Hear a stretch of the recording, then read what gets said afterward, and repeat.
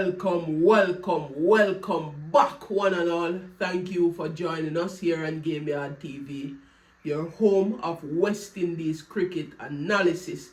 Now, in this video, we will be looking on the West Indies under-19 team as they are currently taking on the Ireland under-19 team in the ICC under-19 World Cup for 2026. We are at the business end of the tournament, right? And from here, it is a must win. West Indies under-19, they would have batted first.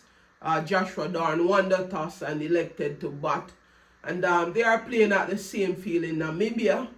And West Indies were bowled out. I think it is the second time now of the tournament we have been bowled out for 226 from 46.5 overs.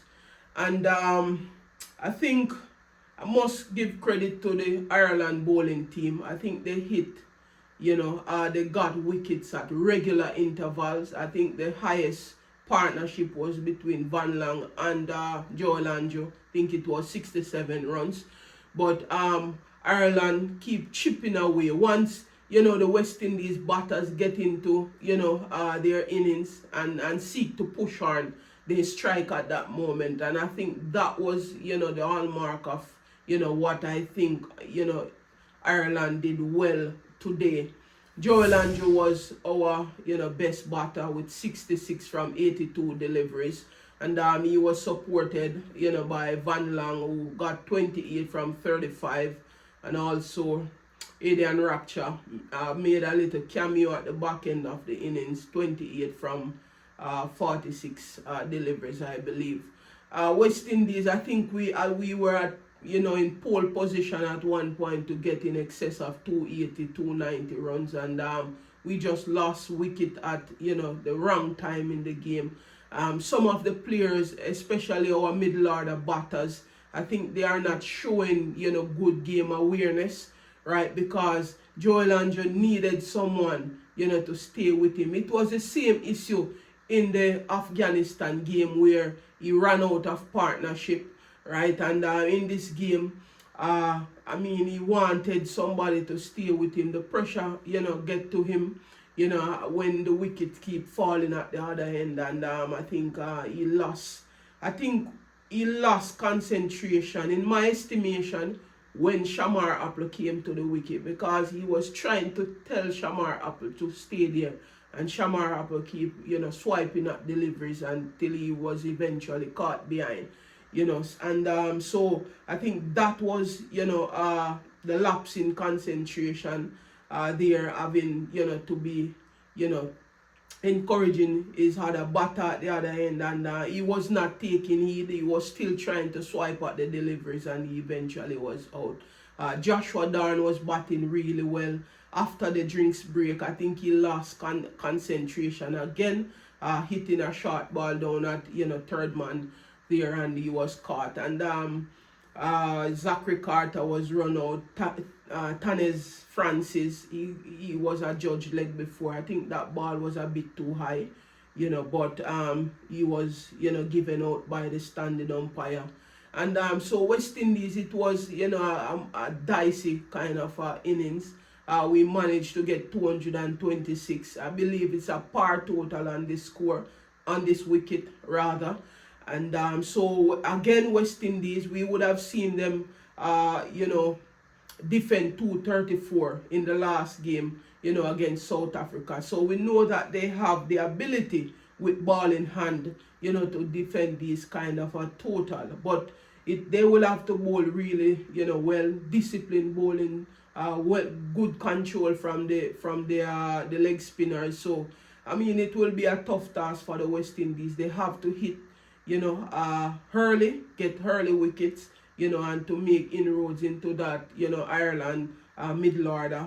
Other than that, they will, come under immense pressure if they cannot get wickets at regular intervals. So, it will be a very interesting game, a game that West Indies, I believe, need to win in order to have some chance at this, level of the tournament. Australia would have gotten 4 points, carry forward, and Afghanistan, they got 4 points carry forward, and we know that the top two team will go through to the other round, to the semi-final stage. So they have to win, right? So I expect them to put a lot of pressure on the Ireland team. So best of luck, guys, and let's see how this game pans out. Now Ireland, in reply, their innings was affected by heavy rains a few times.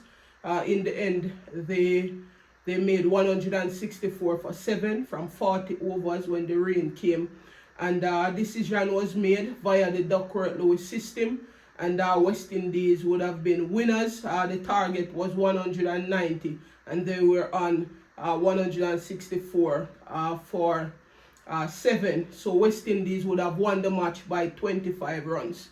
Right, so that's a vital 2 points for West Indies in their quest, for semi-final spot. They are currently on 4 points, along with Afghanistan, and Australia would have won their match earlier today as well. So they are on 6 points, right? So vital 2 points for the West Indies. I think Micah Mackenzie was brilliant today. I think he was the impact player with 10 overs, 4 for 36 at an economy of 3.6. Vittel Lars would have supported Micah Mackenzie, as they have been doing throughout the tournament. They have been very supportive of each other. The two leg spinners for the West Indies. Vittel Lars picked up 2 for 41 from his 10, while Adrian Rapture picked up 1 for 27 from his 5 overs. In terms of the Ireland batters, James West, the leg spinner, he got 45 from 55 deliveries, and he was supported by Robert O'Brien. He got 26 from 50 deliveries, and Marco Bates, he chipped in also with 22 from 28 deliveries. Now, as I said, West Indies would have won the match via the Duckworth-Lewis system by 25 runs. Now, West Indies will be playing Australia in their next match. I would say it's another must-win game for the West Indies, given the fact that Australia are currently on 6 points. We need to win that match in order to give ourselves a chance to go to the semi-final as well. Now, as the tournament gets deeper, I think the cracks in the West Indies batting lineup will be more evident if we do not fix these issues going into the the business end of the tournaments. We have been failing in our middle orders, and we have to fix this, especially going up against Australia. We have to be better, because I think today's game we should have made in excess of 280 runs, right? And because of our middle order not firing, right? But that, if it doesn't fix as we get deeper into the tournament, playing the more tougher opponents, we're going to get show up our batting order. So our bowling has been winning games for us, because the last 2 games I think we had 2 par score, and our bowlers were able to win the match for us. But our batters will have to bat much better. The Shamar Apple have to come to the party. Jonathan Van Lang got a few start now in 2 games, and he did not carry on. Joshua Darn, you have to step up now as a captain, leading from the front, right? Our top order, they have not been too bad. Zachary Carter, who made 100 in the last game. Tanis Francis would have made some runs in the earlier fixtures as well, and Joel Andrew has been scoring really good as well for us. So Joshua Darn, Shamar Apple, Jonathan Van Lang, and our Shaquan Bell, if he is the all-rounder playing in the next game, they have to step up for us big time, because the crack will be shown if we do not fix this batting issue that we have. We have been collapsing, too often now, right? And we need to be much better. We need to be more solid as a batting unit, going into the Australia game. But thank you so much for watching Game Yard TV. Please remember to hit that subscribe button. Please remember to like the video, give the video a thumbs up, share your thoughts down in the comment section, and please remember to share the link with your friends and families. Thank you so much for watching this video, and we will see you in the next one.